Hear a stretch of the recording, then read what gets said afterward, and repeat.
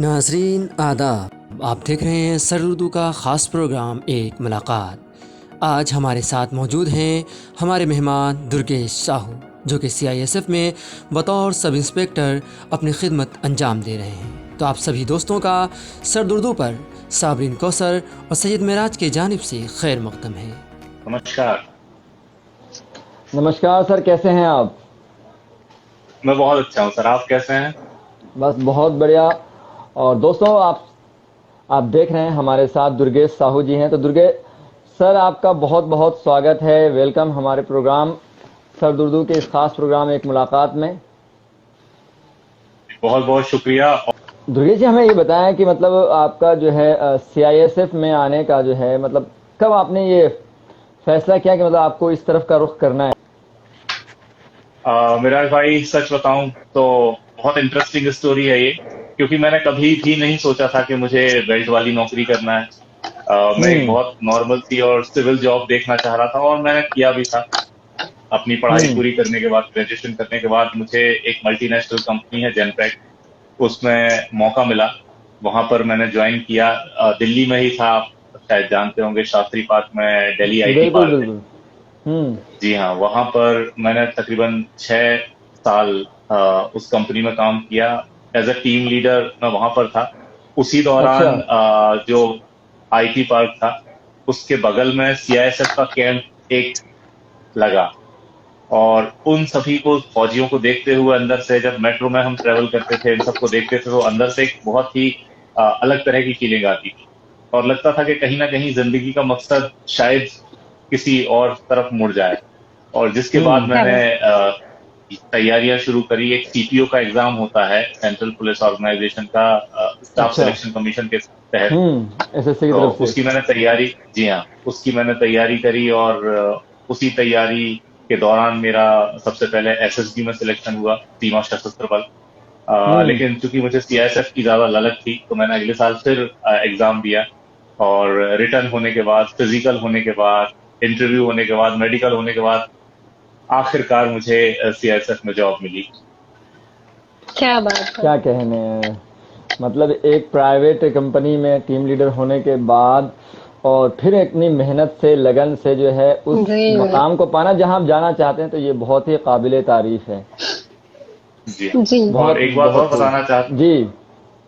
एक बात और बताना चाहता हूँ कि कहीं से भी ये सफर आसान नहीं था, क्योंकि बिल्कुल। जहां पर मैं काम करता था, मैं नाइट शिफ्ट में काम करता था। तो रात में हम लोग काम कर, तकरीबन 9-10 घंटे की शिफ्ट होती थी, और दिन में सोया हम्म। करते थे। तो हम्म। मैंने एक दो बार एग्जाम निकाल लिया था, लेकिन मुझे फिजिकल में बड़ी दिक्कत होती थी, क्योंकि इसका फिजिकल आसान नहीं होता है, रनिंग बहुत ज्यादा चाहिए होती है। अच्छा। तो मुझे सिर्फ इसके फिजिकल करने के लिए, जो जेनपेट में वहां पर जिम होता था, उसमें ट्रेडमिल पे मैं प्रैक्टिस किया करता था रनिंग की। अच्छा। और उस ट्रेडमिल की प्रैक्टिस के बाद मैंने यहाँ पर ग्राउंड पे जो 1600 मीटर की रनिंग होती है वो निकाली। क्या क्या कहने, बात। क्या कहने, बहुत उम्दा, बहुत उम्दा। हौसले बुलंद हो तो कुछ भी हासिल किया जा सकता है, मंजिल पाने की चाहत हो बिल्कुल। तो रास्ते आसान हो बिल्कुल जाते सही। हैं। सिंगिंग का शौक CISF में आने से पहले था या CISF में आने के बाद हुआ? जी नहीं, ये एक्चुअल में कीड़ा मुझे बचपन से ही था। ये इसे जब मैं बहुत छोटा था स्कूल में, तभी मुझे गाने का शौक था। मेरे हम्म। चाचा जी थे, वो बहुत शौक रखते थे, वो घर पे रियाज करा करते थे, उनको देख के मैंने गाना सीखा। जिसके बाद कहीं बहुत ज्यादा फॉर्मल ट्रेनिंग नहीं मिल पाई थी मुझे, लेकिन फिर भी अपने में लगा रहता था, करता रहता था। कॉलेज में आके मुझे प्लेटफॉर्म मिला, वहां पर जो ग्रुप था कॉलेज का, वो मैंने ज्वाइन किया, जहां पर कि हम्म। मुझे कई सारी जगहों पे गाने का, इसके अलावा जैसे मैंने बताया आपको कि मुझे एक्टिंग का भी शौक है। तो मैंने हम्म। थिएटर ज्वाइन किया था अपने कॉलेज डेज में। और उसी के थ्रू कई सारे हमने जो नाटक है वो परफॉर्म किए थे, गाने के लिए बहुत सारे किए थे। इसके बाद जब मैं जेनपेट में आया, तो ऊपर वाले का शुक्र था कि वहां पर भी मुझे ऐसी टीम मिली जहां पर कई सारे फनकार थे, कई सारे कलाकार थे। तो उनके साथ हम लोगों ने वहां पर भी एक सेपरेट ग्रुप बनाया था, जो कि इस तरह की एक्टिविटीज परफॉर्म करता था। हफ्ते में एक दिन या 15 दिन में एक बार हम लोग कोई ऐसा एक हम्म। प्रोग्राम ऑर्गेनाइज करते थे, जहां पर कि कुछ गाना हो, कुछ एक्ट करना हो। तो ये सारी चीजें थी। और CISF में आने के बाद मैंने कभी नहीं सोचा था, मैं आपको बहुत सच्चाई बता रहा हूँ, कि मुझे यहाँ पर मौका मिलेगा। लेकिन शायद कहिए कि ऊपर वाले का रहम था या माँ सरस्वती की मेरे ऊपर कृपा थी कि यहाँ आने के बाद एक टीम, यहाँ ऑर्केस्ट्रा टीम का फॉर्मेशन हुआ, जिसके लिए हम्म। विलिंगनेस मांगा गया कि जो भी इंटरेस्टेड हैं सीआईएसएफ में, जो है पोस्टेड और वो इंटरेस्टेड है, उनके अंदर अगर किसी तरह का टैलेंट तो वो आ सकते हैं। और उसी दौरान मैंने अपना इंटरेस्ट जाहिर किया और ऊपर वाले के रहम से यहाँ पर मुझे एज अ इंचार्ज जो सीआईएसएफ ऑर्केस्ट्रा टीम थी उसमें जगह मिली। और तब से लेके 2014 से लेके आज तक हम लोग अलग अलग जगहों पे जाके परफॉर्म करते हैं, जहाँ पर भी हमारे डिपार्टमेंट को उसकी जरूरत होती है वहाँ पर। क्या कहने हैं, बहुत उम्दा।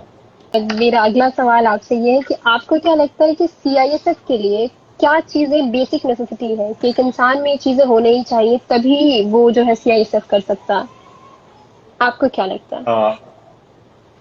देखिए, चाहे सीआईएसएफ हो या कोई भी और फोर्स की जॉब हो, स्टेट पुलिस हो या आर्मी की बात करें हम या पैरामिलिट्री की बात करें, तो जो एक सबसे जरूरी चीज चाहिए वो है आपके अंदर एक पेट्रियोटिज्म होना चाहिए, आपके अंदर देशभक्ति होनी चाहिए, आपके अंदर एग्जैक्टली। वो जज्बा होना चाहिए कि आपको अपने देश के लिए कुछ करना है, देश की खातिर करना है।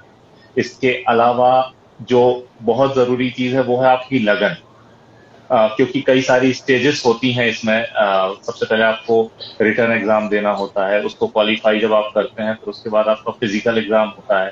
फिजिकल जब आप क्वालिफाई करते हैं फिर आपका इंटरव्यू होता है, फिर आपका मेडिकल होता है। तो आपको ऊपर से लेके नीचे तक हर चीज में बहुत ही परफेक्ट होना पड़ता है। बहुत अपने आप को कहना चाहिए कि जिस तरह से बहुत जलाना पड़ता है, तपाना पड़ता है, तब कहीं जाके आप इस फौज में ढल पाते हैं। इन सब के बाद भी जो सबसे डिफिकल्ट फेज होता है वो होता है आपकी ट्रेनिंग। क्योंकि जब मैंने ज्वाइन किया था तो यकीन मानिए लगभग 1 से लेके 2 महीने के अंदर मैंने सोचा था कि मैं नहीं कर पाऊंगा, मैं छोड़ के चला जाऊंगा वापस जहां मैं था। और बहुत चैलेंजिंग होता है क्योंकि कई सारी जो आपकी जिंदगी एक रूटीन चलती रहती है। नॉर्मली हर व्यक्ति की लाइफ ऐसी टफ नहीं होती जैसी कि फौजियों की होती है। तो उस जिंदगी से पूरी तरह से आप एक दूसरी जिंदगी में ढलना पड़ता है आपको, तो वो बहुत मुश्किल होता है, जिसके लिए कि आपको बिल्कुल। अंदर अपने अंदर डिटर्मिनेशन आपका होना बहुत जरूरी है कि मुझे करना है, मेरी लगन होनी चाहिए, मेरे अंदर वो विल पावर होना चाहिए, मेरा सेल्फ कॉन्फिडेंस होना चाहिए। मेरा ये सवाल है आपसे कि जब आपने सीआईएसएफ ज्वाइन किया था तो आपने ये जॉब अपने लिए चुनी, तो पहला एक्सपीरियंस आपका कैसा रहा? पहले दिन जॉब का आपका कैसा रहा? वो एक्सपीरियंस आप हमारे व्यूअर्स से शेयर करें तो। आ, सच बताऊं आपको या थोड़ा सा झूठ मिला के बोलूं? जी बिल्कुल सच। नहीं नहीं, बिल्कुल आप तो सच ही बोल रहे हैं।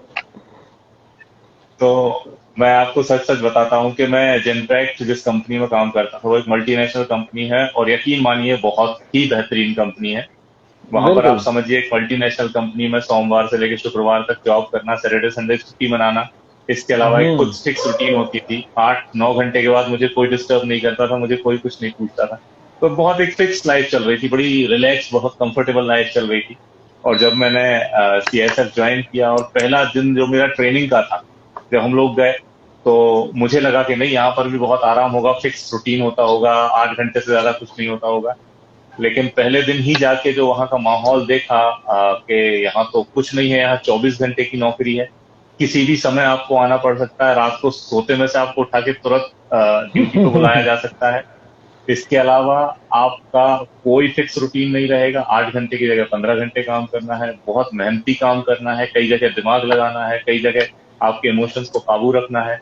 ये सारी चीजें देख के और खासकर ट्रेनिंग के जो दिन देखे थे, क्योंकि वहां पर जब मैंने देखा कि बहुत सारे ऊंचे ऊंचे रास्ते हैं जिन पर आपको चढ़ना है, बहुत सारी ऐसी चीजें हैं जिनको देख के जो मैंने पहले कभी देखी नहीं थी और मैंने सोचा भी नहीं था कि मैं कर पाऊंगा, उन सारी चीजों को करना है। और जब पहले दिन हम लोगों को ये सारी चीजें दिखाई गई और कराई गई, तो अगले दिन मैंने ये सोच लिया था कि मैं रेजिग्नेशन यहाँ से लिख के जाऊंगा, मैं ये नहीं कर सकता, मेरी वो जॉब बहुत अच्छी है, मैं वहीं जाकर फिर से ज्वाइन कर दूंगा।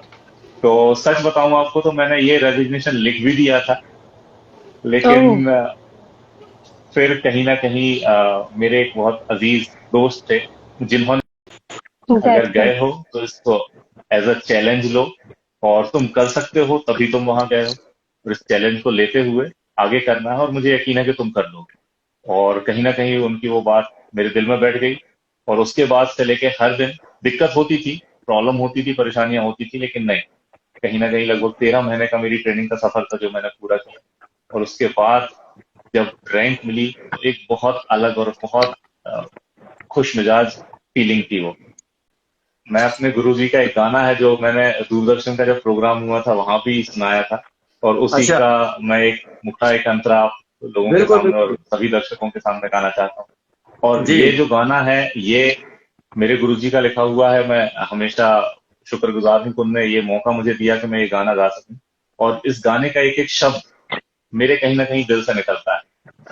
आप भी सुनेंगे तो कहेंगे, और हर इंसान, हर भारतीय, हर इंडियन ये चाहेगा कि हाँ ये गाना ही हमारी लाइफ की सच्चाई बने। तो आप जी। लोगों के लिए कोशिश करता हूँ। जी। गर हो जन्म दोबारा, गर हो जन्म दोबारा, भारत वतन मिले, भारत वतन मिले, फिर से यही हिमालय, फिर से यही हिमालय, गंगो जमन मिले, गंगो जमन मिले, हाँ। घर हो जन्म दोबारा। एक इसका मुखड़ा जो बहुत ही, इसका सॉरी अंतरा जो मेरे बहुत ही दिल के करीब है, और जब भी मैं जी। इसे गुनगुनाता हूँ रोंगटे खड़े हो जाते हैं और खुद ब खुद मेरी आंखों से आंसू टपक पड़ते हैं। और सभी फौजियों के लिए, जितने भी हमारे जवान हैं जो इस देश के लिए जिनने शहादत दी है, उन सभी के लिए, और हर भारतीय के दिल से ये आवाज निकलती है। जी। पेश करता हूँ। सौभाग्य देश हित हो, फिर प्राण का हवन, सौभाग्य देश हित हो, फिर प्राण का हवन, अंतिम समय अधर पर जय हिंद हो वचन, फिर तीन रंग वाले, फिर तीन रंग वाले ध्वज का कफन मिले, घर हो जन्म दोबारा, भारत वतन मिले, भारत वतन मिले, घर हो जन्म दोबारा। बहुत बहुत उम्दा, अच्छा, बहुत बहुत बहुत खूबसूरत। खूबसूरत। और तो कोई ऐसा मोमेंट बताएं जो अब तक आपने वो किसी से शेयर न किया हो। दरअसल जैसे मैंने आपको बताया था, बचपन से बहुत ज्यादा गाने का शौक था। और जब मैं अपने स्कूल डेज में था तो वहां पर मेरे एक गुरुजी थे जो संगीत सिखलाते थे। उनसे बहुत जी। प्रेरणा मिली। जो अभी मैंने गाना गाया था ये भी उन्हीं का लिखा हुआ है, उन्हीं का संगीत इसमें दिया हुआ है। तो मैं जब उनके पास जाता था तो मेरे जो फादर हैं, पिताजी हैं, वो मध्य प्रदेश पुलिस में हैं। तो वो गाने के बहुत ज्यादा खिलाफ रहते, खासकर जब गाना वगैरह प्रैक्टिस भी करते थे घर पे भी, वो हमें प्रैक्टिस नहीं करने देते थे, क्योंकि उनको लगता था कि इसमें कोई फ्यूचर नहीं है, ये जो है ये अलग लाइन है, और इसमें पढ़ के तुम पूरी तरह से बर्बाद हो जाओगे, कुछ करोगे नहीं तुम आगे चल के, ये गाने गाने बजाने में लगे रहोगे तो कुछ होगा नहीं। तो हम्म। उनसे छुप छुप के मैं प्रैक्टिस करने जाता था, या जो क्लास होती थी गुरुजी की उसको अटेंड करने जाता था। बहुत थोड़े समय के लिए सीख पाया था। तो छुप के उनको बगैर बताए कि मैं पढ़ने जा रहा हूँ या दोस्त से मिलने जा रहा हूँ या किसी और काम से जा रहा हूँ, तब जाके मैं अपनी क्लास अटेंड किया करता था। तो बहुत मुश्किल होता था। इसके बाद कई बार लगा कि एज अ करियर इसको बनाना है, लेकिन कभी हिम्मत नहीं हो पाई क्योंकि कहीं सपोर्ट नहीं मिल पाया था। फिर भी जब कॉलेज में आया तो उस समय आपको याद हो कि इंडियन आइडल शुरू हुआ था सोनी टीवी पे, और मुझे बहुत ज्यादा उसका क्रेज था।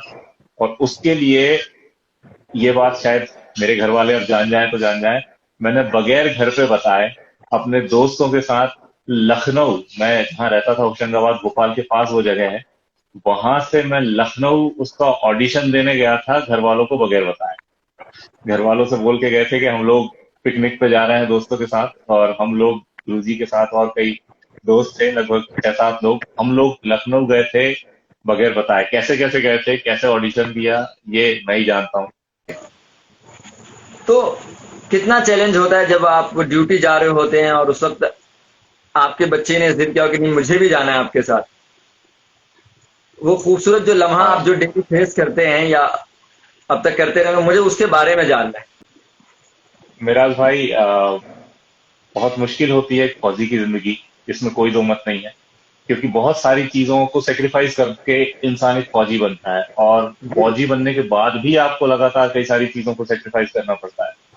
तो उसमें सबसे बड़ा जो सेक्रीफाइस होता है वो कहीं ना कहीं आपकी फैमिली लाइफ होती है, जो कि नॉर्मली एक व्यक्ति जो सिविल लाइफ होती है उसमें सुबह से लेकर शाम तक ऑफिस जाता है, फिर आके अपना फैमिली के साथ टाइम बिताता है, बीवी के साथ, बच्चों के साथ, अपने माँ बाप के साथ। लेकिन ये बहुत मुश्किल होता है हम लोगों के लिए, क्योंकि बहुत चैलेंजिंग जॉब होता है। बहुत सारी अलग अलग तरह की ड्यूटीज होती हैं जो आपको करनी होती हैं। इलेक्शन ड्यूटी से लेके internal security duty, law and order की ड्यूटी, या जो सारी ड्यूटीज हैं इस दौरान अगर सच बताऊं और सबसे ज्यादा कोई सफर करता है तो हम लोग तो हैं, चूंकि हमारा वो एक हिस्सा बन चुका है हमारी लाइफ का, तो हम लोगों को बहुत ज्यादा फर्क नहीं पड़ता है। लेकिन अगर कोई सबसे ज्यादा सफर करता है तो वो हमारा परिवार होता है, हमारी फैमिली होती है। जब भी मैं जाता हूँ, मैं देखता हूँ कि मेरी वाइफ के चेहरे पे एक शिकन होती है, कहीं ना कहीं उसे इस बात की चिंता होती है कि ये जा रहा है, ड्यूटी सही से होगी नहीं होगी, सारी चीजें सही रहेंगी नहीं रहेगी। क्योंकि लगातार आप सुनते होंगे, अभी भी हालिया दिनों में दिल्ली में कई सारी ऐसी घटनाएं सुनने में आती थी।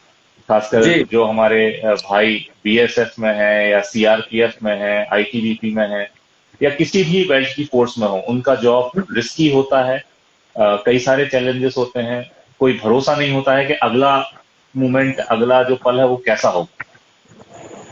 तो कहीं ना कहीं घर वालों के अंदर वो चिंता दिखती है।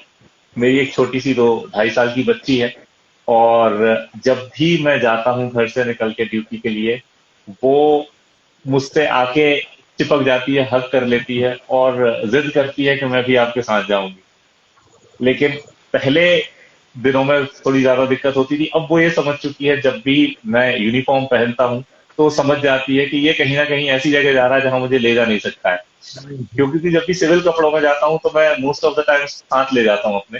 लेकिन वो ये चीज पहचान चुकी है, बहुत छोटी है, बहुत मासूम है, लेकिन वो ये चीज जान चुकी है कि ये यूनिफॉर्म पहन लिया, एक स्पेशल टाइप के ये जो कपड़े पहने हैं, इसका मतलब है कि ये नहीं जा रहा है। तो बहुत ही, जैसा आपने कहा, कि बहुत मासूमियत के साथ वो मुझे बाय करती है, मुझे हग करेगी, बाय करेगी। और बहुत ही इमोशनल मोमेंट होता है, और रोज होता है ये मेरे साथ।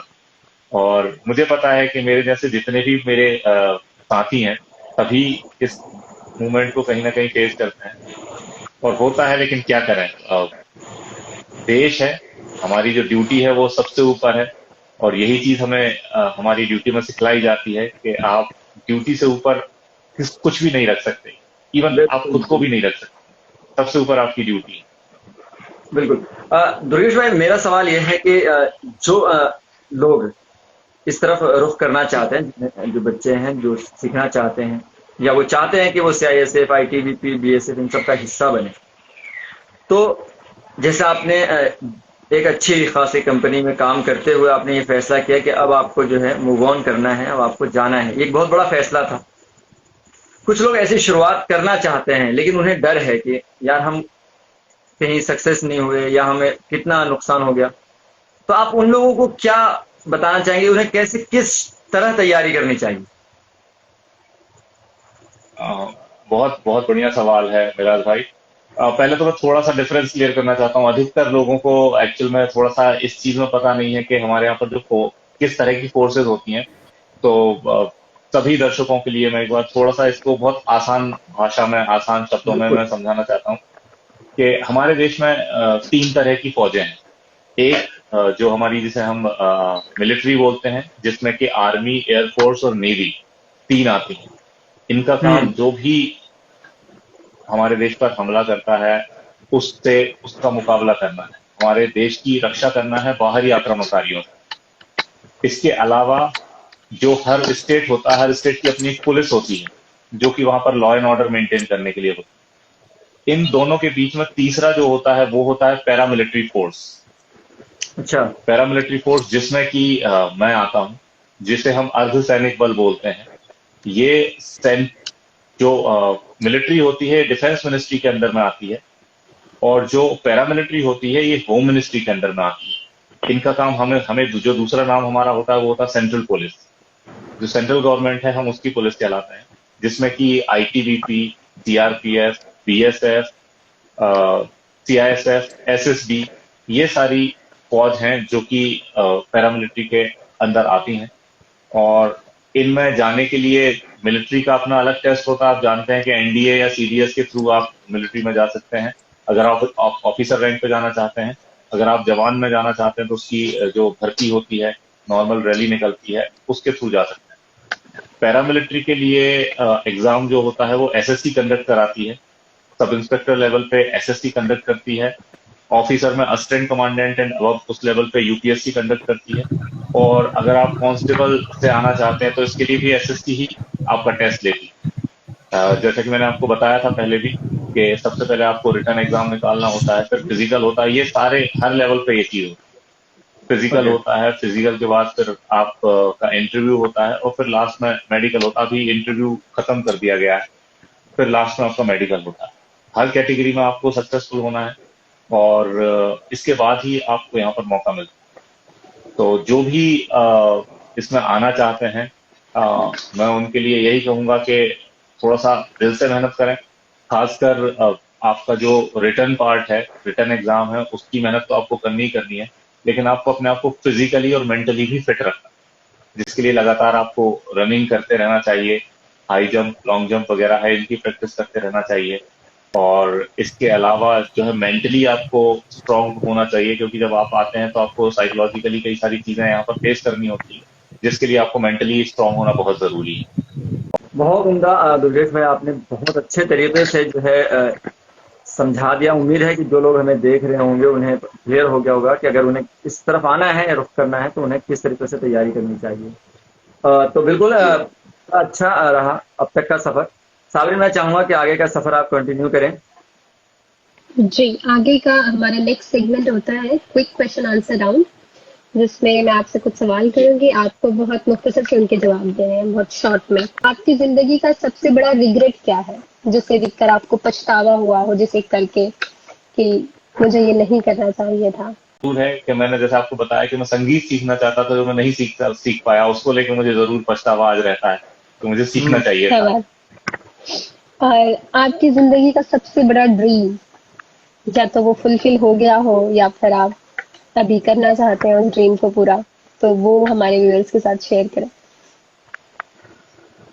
हाँ, मेरी जिंदगी का सबसे बड़ा ड्रीम है कि मैं यतीम बच्चों के लिए, अनाथ बच्चों के लिए और बुजुर्गों के लिए एक ऐसी जगह बना सकूं या कर सकूं या चला सकूं, जहां पर कि मैं इन लोगों को जो बेसहारा है, चाहे वो बच्चे हों या बुजुर्ग हों, उनको रख सकूं, उनकी देखभाल कर सकूं। बच्चे हैं तो उनको अच्छी परवरिश दे सकूं, अच्छी अच्छी एजुकेशन दे सकूं। और जो हमारे बुजुर्ग हैं उनके लिए एक ऐसी जगह बना सकूं, जो कई जिनके बच्चे उनको छोड़ देते हैं, उनके लिए एक ऐसा आशियाना बना सकूं जहां पर कि वो आराम से रह सके, अपना खुद का घर महसूस करके रह सके। मुझे उम्मीद है कि आपको जरूर पसंद आएगा ये गाना, और हमारे सारे व्यूअर्स को ये गाना जरूर पसंद आएगा।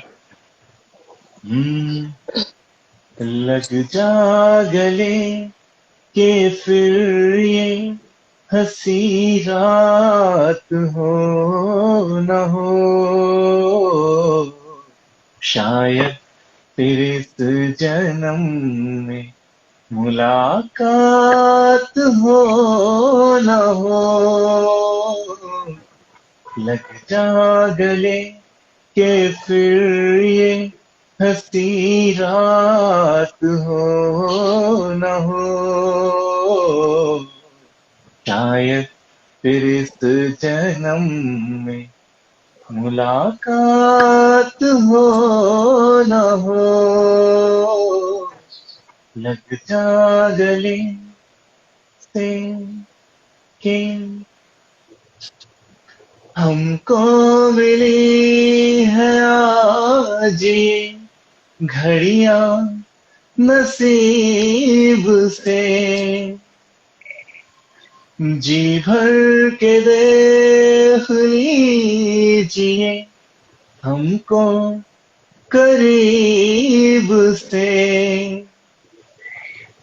फिर आपके नसीब में ये बात हो न हो, शायद फिर इस जन्म में मुलाकात हो न हो, लग जा गले से के। का रोल मॉडल कौन है? मेरे जो सीनियर है एक मेरे यहाँ पर डिप्टी कमांडेंट राकेश निखज, मैं हमेशा हम्म। उनको फॉलो करता हूँ और बहुत ही उम्दा इंसान, बहुत ही होनहार कलाकार, अपने आप में चलते फिरते वो इंसाइक्लोपीडिया में उन्हें कहता हूँ, क्योंकि उनसे जो भी सवाल करिए, जो भी क्वेश्चन करिए, उनका आंसर उनके पास होता है। और बहुत अच्छे इंसान होने के साथ साथ, बहुत अच्छे ऑफिसर होने के साथ साथ बहुत अच्छे इंसान भी हैं, बहुत सारे नेक काम कर रहे हैं। आज ही उन्होंने जो स्लम के बच्चे हैं, जो झुग्गी झोपड़ियों के बच्चे हैं मुखर्जी नगर में, उनके लिए उन्होंने एक लाइब्रेरी की शुरुआत करी है, बच्चों को पढ़ाते हैं। बहुत सारे काम हैं, सीएसएफ में रहते हुए और सीएसएफ के बाहर भी करते हैं। और मेरे लिए शुरू से, जब से मैं उनसे मुलाकात मेरी हुई है, ट्रेनिंग सेंटर से ही मैं उन्हें जानता हूँ, तब से लेके आज तक मेरे लिए वो बहुत ज्यादा इंस्पायरिंग पर्सनैलिटी है। मैं उनसे बहुत ज्यादा इंस्पायर होता हूँ, बहुत ही ज्यादा उनसे प्रभावित हूँ, बहुत ज्यादा इम्प्रेस्ड। क्या कह रहे हैं? जी, हाँ। मैं ये पूछ रही हूँ आपसे कि जितने भी व्यूअर्स आपको देख रहे हैं, जितने भी आपके फैंस हैं और जो आपसे लोग इंस्पायर हो रहे हैं, अगर आप उनको कोई सॉन्ग डेडिकेट करें तो वो कौन सा सॉन्ग होगा? जी। मैं उसको 2 लाइनें गुनगुनाना चाहता हूँ आपके सामने उसकी। और हर व्यक्ति के लिए, मुझे जब भी बुरा लगता है मैं इस गाने को गाता हूँ, बहुत अच्छा लगता है, बहुत इंस्पायरिंग सॉन्ग है। ऐ जिंदगी गले लगा ले, ऐ हाँ हाँ। जिंदगी गले लगा ले, हमने भी तेरे हर एक गम को गले से लगाया है ना। ऐ जिंदगी गले लगा ले, ऐ जिंदगी। बहुत क्या उम्दा, बात। बहुत खूबसूरत। तो दुर्गेश जी, आपका बहुत बहुत शुक्रिया और बहुत अच्छा सेशन रहा आज का। आपसे मुलाकात बहुत अच्छी रही, हमने बहुत कुछ जाना आपकी लाइफ के बारे में, आपके जो काम है वो, और आपकी ख्वाहिशें, तमाम चीज़ें, मतलब आज के सवाल और जवाब और आपने जो बताया उससे हम सभी बहुत इंस्पायर हुए। और उम्मीद है कि आज का जो हमारी दर्शक जो देख रही होगी, अगर कोई उस तरफ रुख करना चाहता है, सीआईएसएफ या किसी भी फील्ड में जाकर अपना करियर बनाना चाहते हैं, उनको भी हेल्प मिलेगी इससे, आपने जो अब तक बताया है। बहुत बहुत शुक्रिया, और कि आपने हमारी जो है इनविटेशन को कबूल किया और आप यहाँ तक आए अपना वक्त निकाल के। बहुत बहुत शुक्रिया मिराज भाई आपका, साबरीन जी आपका, कि आपने मुझे मौका दिया थैंक आप सबसे रूबरू होने का और इतने सारे दर्शकों से रूबरू होने का। मैं बहुत ही खुद को खुशनसीब समझ रहा हूँ कि आप सबसे मुलाकात करने का। मिराज भाई से तो मिलते रहते हैं, आपकी जो शायरी है इन सबसे तो होते रहते हैं। आज साबरीन जी से भी मिला और बहुत अच्छा लगा यहाँ आकर। Thank you so much Miraj भाई, thank you so much Sabreen. Thank you, बहुत अच्छा थैंक लगा यू। आप लोगों यू। से मुलाकात। Thank you so much. और आप सभी खुश रहें, खुशियां बांटते रहें, और हम दोनों को दें इजाजत। फिर होगी मुलाकात अगले हफ्ते किसी और नए मेहमान के साथ। अल्लाह हाफिज। खुदा हाफिज। और